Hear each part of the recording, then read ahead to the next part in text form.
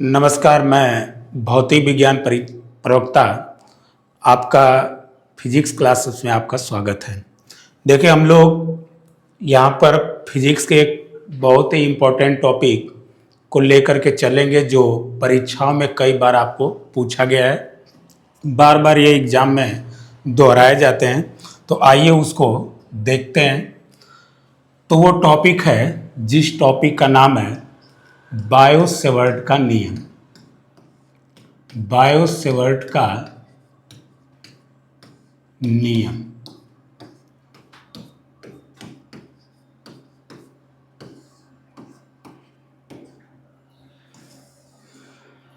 देखिए, यह टॉपिक जो आपको दी गई है बायो-सेवर्ट का नियम, यह जो वैज्ञानिक थे दोनों, उन्होंने ओरेस्टेड नामक वैज्ञानिक के जो उन्होंने बताया था कि जब किसी चालक तार में धारा प्रवाहित की जाती है तो धारा प्रवाह होने के कारण उस चालक के चारों तरफ चुंबकीय क्षेत्र उत्पन्न हो जाता है।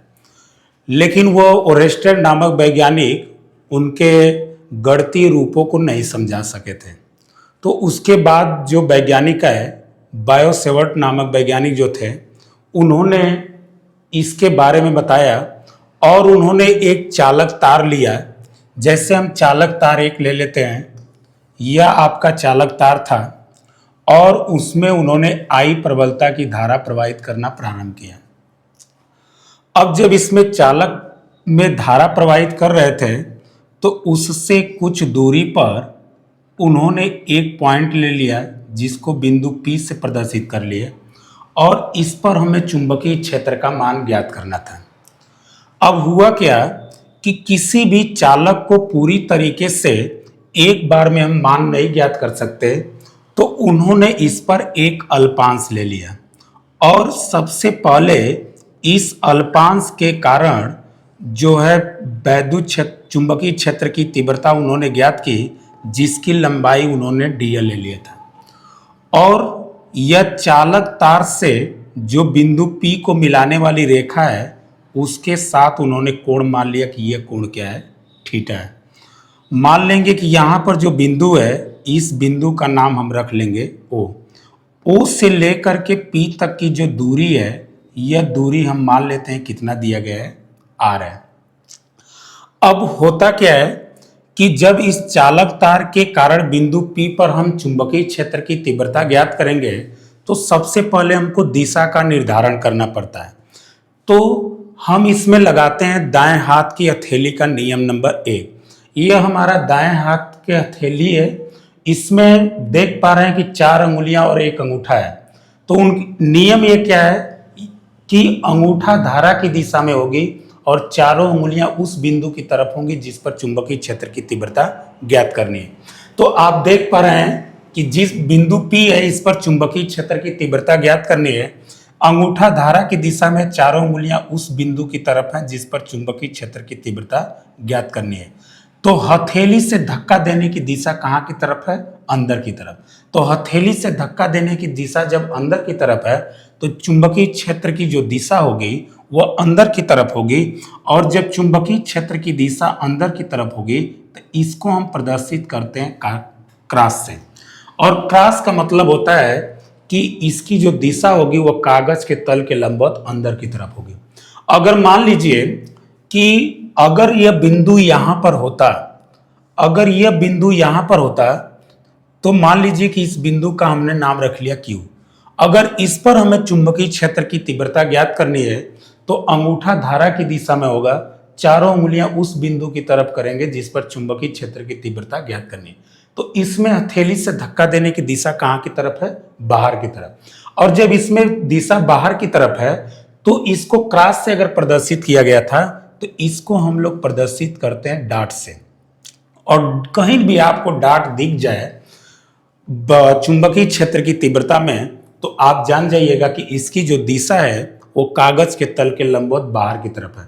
और क्रॉस दिख जाए तो आप बताएंगे कि इसकी जो दिशा होगी वो कागज के तल के लंबवत अंदर की तरफ होगी। तो यह हमने दिशा का निर्धारण कर लिया। बायो-सेवर्ट नामक वैज्ञानिक ने यह बताया कि अगर हम किसी चालक तार में धारा प्रवाहित कर रहे हैं तो धारा प्रवाह करने के कारण जो चुंबकीय क्षेत्र उत्पन्न होता है वह उस चालक में प्रवाहित धारा के अनुक्रमानुपाती होता है।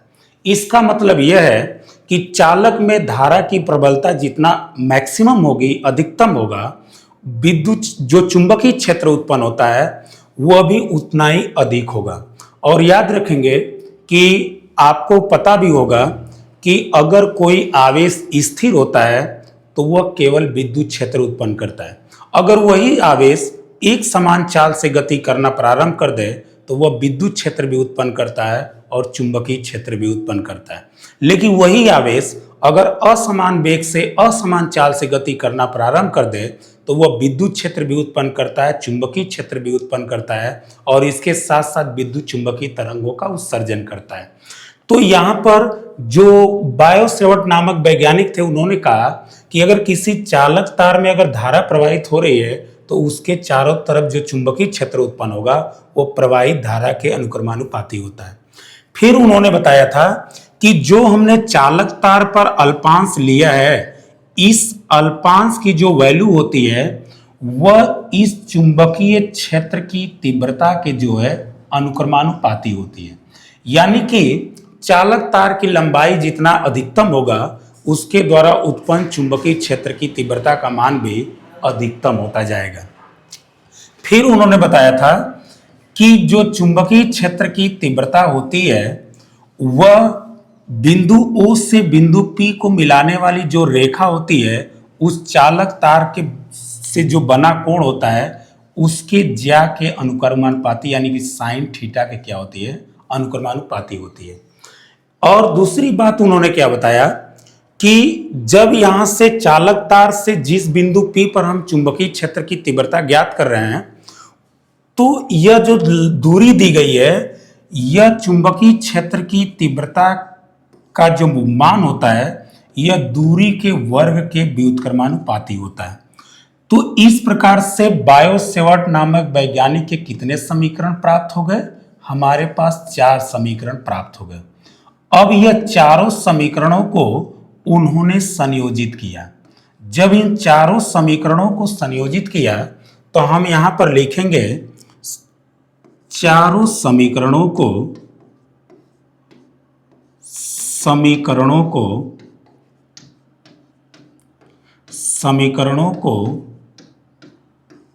संयोजित करने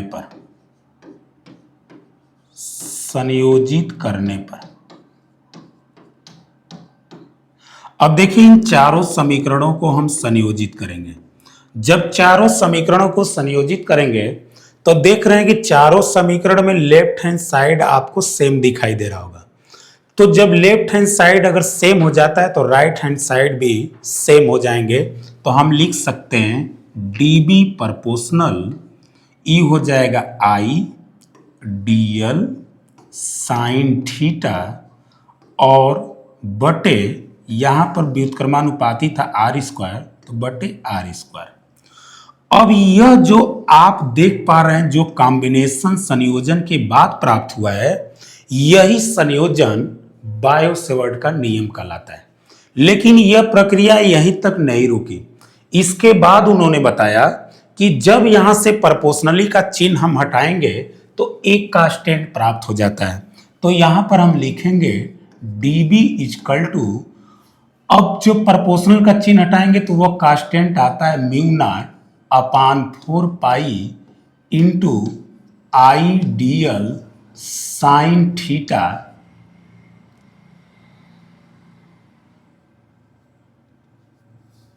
आई dl साइन थीटा बटे R स्क्वायर।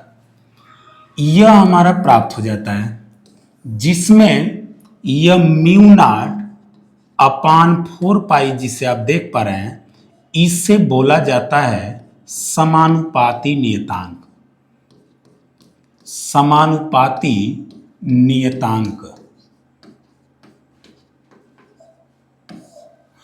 अब यह जो म्यू नॉट अपान 4 पाई होता है इसका मान भी निर्धारण होता है वो होता है 10⁻⁷ न्यूटन प्रति एम्पियर स्क्वायर। यह म्यू नॉट अपान 4 पाई की वैल्यू होती है, जिसमें आप जो ये म्यू नॉट देख रहे हैं इससे बोला जाता है वायु या निर्वात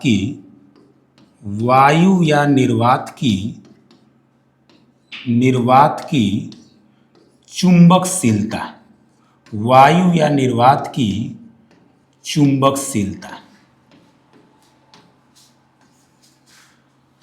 तो म्यू नॉट को बोलते हैं वायु या निर्वात की चुंबकशीलता। कभी कभी म्यू नॉट की वैल्यू अगर हमसे पूछ दे तो देखिए म्यू नॉट की अगर मान हमको ज्ञात करना है तो इस 4 पाई का सीधा इसमें गुणा कर देंगे, तो यह हो जाएगा 4 पाई गुणे 10⁻⁷ न्यूटन प्रति एम्पियर स्क्वायर। तो यह हमें म्यू नॉट का मान होता है। कभी कभी परीक्षा में पूछ भी देता है या तो हमें सवाल लगाने में इसका प्रयोग हम करेंगे। तो यह आपका जो वैल्यू प्राप्त हो गया, जो यह समीकरण प्राप्त हुआ dV बराबर म्यू नॉट अपान 4 पाई IDL साइन थीटा बटे R स्क्वायर, यह आपका बायो-सेवर्ट का नियम है। तो आप इसे परीक्षा में अच्छे तरीके से तैयार कर लेंगे और इसको देख भी लेंगे। इसके बाद हम लोग कल नेक्स्ट टॉपिक को आएंगे। तब तक के लिए धन्यवाद।